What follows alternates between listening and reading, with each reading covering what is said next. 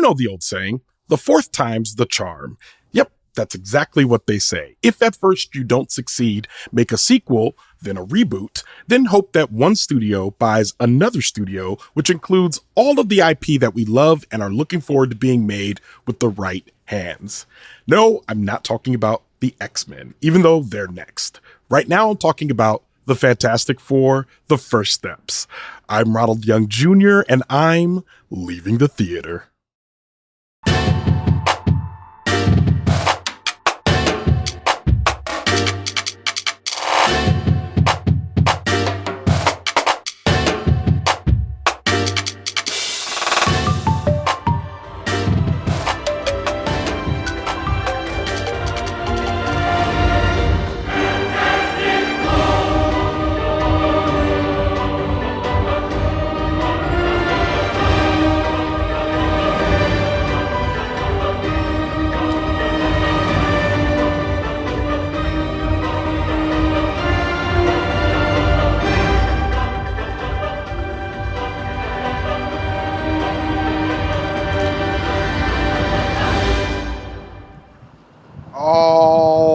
This is Ronald, and I am leaving the theater after seeing Fantastic Four, The First Steps. The Fantastic Four, The First Steps.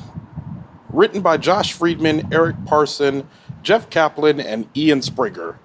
Directed by Matt Shakman. Starring Pedro Pascal, Vanessa Kirby, Ebon Moss-Bacharach, Joseph Quinn, Julia Garner, Natasha Lyonne, and Paul Walter Hauser. For a complete cast listing, as usual, you can go to the link in our show notes. It is just me today. Normally I would have somebody for these, but it's actually harder to get into the press screenings, and I am also covering this for Pop Culture Happy Hour, which is how I got in. It's crazy because it wasn't even a full theater in there. Typically, when I go to press screenings, here's a little BTS for you. When I go to press screenings, typically inside there are all the local press and people who cover movies, who either have blogs and people who have and it takes a lot to get on the list. I only got on the list because I was covering for Pop Culture Happy Hour, and because I was coming to so many screenings, it was easy to be like, hey, can I just get on this list so I don't have to go through them every time I want to see a movie? And eventually, it took like a month, maybe 6 weeks, before she was like, oh, yeah, I'll get you on the list. And so finally, I got on the list. Then it turns out there's another list that's even more exclusive than this one, and that's the Marvel list. That's the Disney list. That's harder to get on. So it's harder to see any of those films because I'm not specifically on that list unless I'm covering it for Pop Culture Happy Hour for NPR. So with that being said, when you typically go to a press screening, it's filled with all of the local press, and then all the other seats are filled by people that win radio contests, people that are on those secret, if you ever got one of those emails that was like, hey, you want to see so-and-so before it comes out? Those are the people that are organizing the local pre-screenings and the press screenings. And the secret to know is that they give the press the good seats. So all of us get reserved seats, but they give the general public that gets into these screenings, you either got to sit in the very front or the very back. And it's not very fun in those cases. But that being said, we had no general public for this screening, which means that it was just us we didn't fill the theater with the amount of press that were there. So enough to say that this list seems like it could be expanded to at least include other members of the press. They don't listen to my podcast, so I'm not worried about saying that. And this isn't that serious a gripe by any means. But I guess the point is, I'm lucky to have gotten in on a press screening on this one. Otherwise, you would have been hearing me talk about having to buy tickets to see this myself. So I don't get all of the press screenings. Fantastic Four is the latest Marvel movie. The latest one. We saw Thunderbolts this year, we saw Captain America this year, and now this one. Captain America did not do so great. Thunderbolts was better than Captain America, but I still don't think it's top tier Marvel. And this one covers the Fantastic Four, which consists of Reed Richards, Sue Richards, Johnny Storm, and The Thing. You can look up all of their abilities and what they can do. This movie is about a conflict that the Fantastic Four has with Galactus, who is a planet-eating. I want to say he's an internal, but I don't know everything about comic books. I know there were people in the room that probably could have answered that better than I can. This is not taking place in our reality. It's on a different Earth, which is important to note because at the end of Thunderbolts, we see that the Fantastic Four is actually coming to planet Earth. Now, the problem that I have with all of this is that the next film is Avengers Doomsday, and besides introducing the villain, which is like half revealed in a post-credit scene, or a mid-credit scene, I should say, there's not much connective tissue to get us to a team-up movie. Avengers Doomsday comes out next year. I have no idea how we're getting there.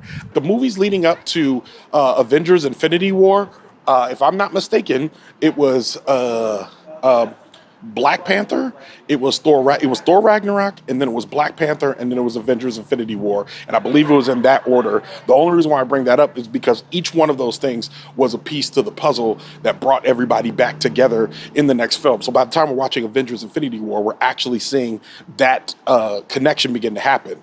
So I'm sure you're yelling at the radio, but Ronald, how was this movie? This movie was fine. This movie was fine. The reason why I'm talking about that other stuff is because Marvel has a two-step thing now when they put out a movie.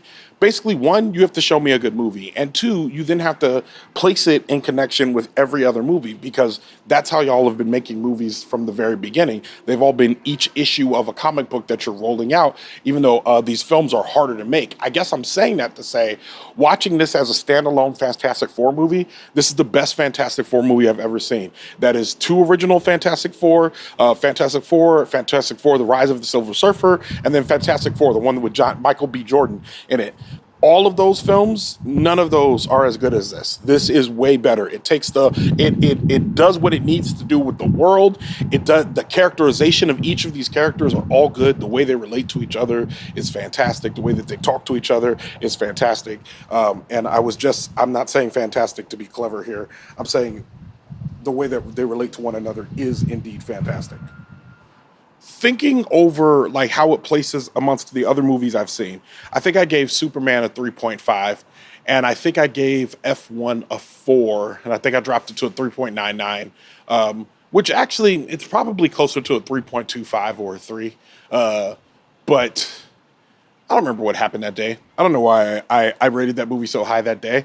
But I will say, when I think about how this places up against those, I think it is definitely in the 3s. I think it's I guess the only reason, and I'll get to the rating in a second. The reason why I'm mentioning it like this is because I'm trying to like convey to y'all like what this movie was. I think sitting down in your seat, settling in to watch a movie, it's good. I was not blown away. I was not blown away by this film. Thor Ragnarok blew me away. Black Panther blew me away. Like, Marvel was on an incredible run. You can go back to some of those Phase 1 movies. Some of those movies were even blowing me away. This one, we've gotten to a place where our expectations are higher. We're a lot savvy viewers, so it takes a little bit more. And this movie did, in its defense, stepped up quite a bit. Pedro Pascal, fantastic. Vanessa Kirby, fantastic. Now I'm once again using fantastic. Now I'm just using fantastic to describe each of them. But the casting is good on this. The casting is good. The characterization of all of these characters are good. Their dialogue with one another, the way in which they banter, their interactions, all of that is good. The writing is good. The world building is very good. I believed the world that they were in. They are obviously not on our planet Earth. They are on a different reality's planet Earth, in which it seems like they might be the only superhero individuals. They started as astronauts. And I think what this movie does well is it treats the origin story as it's a cold open, which is great. This doesn't need to be the main part of the story. Let's just blaze through that. I think it kind of took notes from Superman, even though I'm sure they were not taking notes from one another at all, where it's like, hey, y'all know the story. We'll refresh your memory a little bit, but we're not going to go, that's not the story we're telling today. They're basically treating these films like they're sequels. And theoretically, every Marvel film is a sequel. Every superhero film is a sequel, but especially with these origin stories where they've had so many bites. I mean, especially with a story like Fantastic Four, where they've had so many bites at the apple. At some point, you have to say, like, all right, how many more times do we have to see that they went to space and there was an accident and now they all have powers? Like, it doesn't really matter how they got their powers in a lot of ways. We just need to know what they're going to do with them. So, overall, I think it's a good movie. I think it's good. Like when it comes to rating something like this, it just makes me. So they satisfy on step one. They made a good movie. Step two, the connective tissue to everything else. I'm struggling with that because the next film is Avengers: Doomsday. We already know that they've cast Doomsday. We know that that's Robert Downey Jr. So we know that he is Doctor Doom, right? We know that he's the prominent bad guy. There's no more Kang. And I really think that not having Kang might have like set a lot of these movies along a weird path. And I think that should create some real urgency around filmmakers and movie studios when it comes to attaching so much plot and heft to one person in terms of casting, because if something happens to them, then all of a sudden everything's kind of dead or it shuffles around. It's not as exciting. This is what happened with Chadwick Boseman, which was a tough one for all of us. And this is what's happening with Jonathan Majors now that he's not Kang, because now we're dealing with a different big bad, and we have not pointed enough in this direction in the previous movies. I have no idea who the Avengers that are going to be in Doomsday are. I have no idea. And this film comes out next summer, so I have no idea. And I only say that to say, I mean, I've already seen a trailer for The Odyssey from Christopher Nolan, which comes out a full year from now. They sold out tickets for the 70 millimeter showings. So there's, I mean, a lot of planning and stuff that goes into making stories like these. But I'm just wondering, when it comes to connective tissue in Marvel, like, I just no longer care about Ronald Young Jr. no longer cares about walking into a movie theater and seeing a good standalone superhero movie. I like knowing that the world is big and they're connected and other stuff is going on and all of that. And that's what they've done to us for the last 20 years. So with all of that in mind, I think while it's a good movie, and I think this is probably the Marvel resistance to it, I think this probably clocks in at somewhere between a 3.5 and a 3.75. I liked this more than I liked Superman, which I believe I gave a 3.5 to. So I would give this a 3.75. I also think both Superman and Fantastic Four were both better than F1, a rating that keeps coming back to haunt me over and over again, which I gave 4 stars. So I think, like, adjusted for inflation, F1 is probably a 3 or 3.25. This film, however, is a 3.75. And with that, Leaving the Theater is a production of Oh, It's Big Ron Studios. I mixed this episode, and I got to be honest with you, I'm tired. My nose is itchy. I'm not feeling so great. I got out of the house, came to see this screening. It's part of my job, but I'm not feeling so well. I think I have allergies, maybe food, I know definitely pollen, but I'm out here. I'm out here in these streets. This is a press screening, but I'm in Georgetown. Anybody who ever comes to the Georgetown AMC knows how inconvenient it is over here. I will say the positive thing is I filled up my 40-ounce water bottle with that delicious movie theater water from the Coke machine, where it's like triple filter, so that's delicious. All of that being said, this is a labor of love. This is truly a labor of love. And if you love this show, if you love listening to the show, if you love me, know that I love y'all. I'm doing my best every day. So when y'all join the Patreon, it's helpful. It's very helpful. That money goes to a good place. It ensures that this show continues to exist. We're living in a place where they're taking down the Corporation for Public Broadcasting. They're taking down the Corporation for Public Broadcasting. They're taking down NPR. It becomes to a place where y'all put your money where your values are. And if you value me and you value the work that I'm doing here, this isn't service journalism. This isn't altruistic. I'm having a good time doing this. But if it brings you a little bit of joy, give money to the places that are giving you a little bit of joy. For those of you that already are patrons, I thank you. For those of you that aren't, I thank you for listening. But if you're on the fence, you're like, I don't know, join the Patreon. Your money's going to a good place. This is good ground. The one thing that I could do better is work on that vlog, which I'm going to do. I think I've come up with a concept, and I'm going to start churning it out. That's the goal anyway. So stick with me, y'all. I'm going to the top, and I want y'all to come with me. Patreon.com/leavingthetheater, or go to the link in our show notes.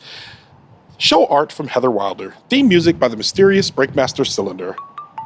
For more information about the Fantastic Four, The First Steps, check out our show notes. You can follow me on Instagram, Blue Sky, TikTok, Threads, or Letterboxd at @OItsBigRon. That's at OHITSBIGRON. You can find out more about this show and other Oh It's Big Ron Studio shows by following us on Instagram at Oh It's Big Ron Studios. Leaving the Theater will be back soon.